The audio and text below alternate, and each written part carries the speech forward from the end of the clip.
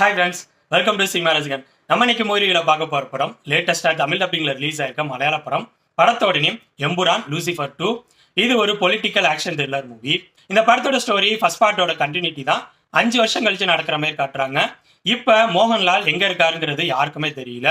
சிஎம்மாவும் ஐயூஃபோட தலைவராகவும் இருக்க டொவினோ தாமஸ் அவரோட ஆட்சி முடிய போகிற டைம்னால தன்னோட பதவியை காப்பாற்றிக்கிறதுக்காக ஒரு பெரிய டிசிஷன் எடுக்கிறாரு.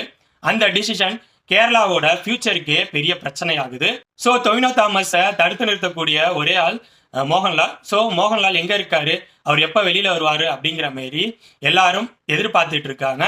இதுக்கப்புறம் படத்தில் நடக்கிற சம்பவங்கள் தான் எம்புரான். பொறுத்த வரைக்கும் இந்த படத்தோட டெக்னிக்கல் விஷயங்கள் சூப்பராகவே இருந்துச்சு.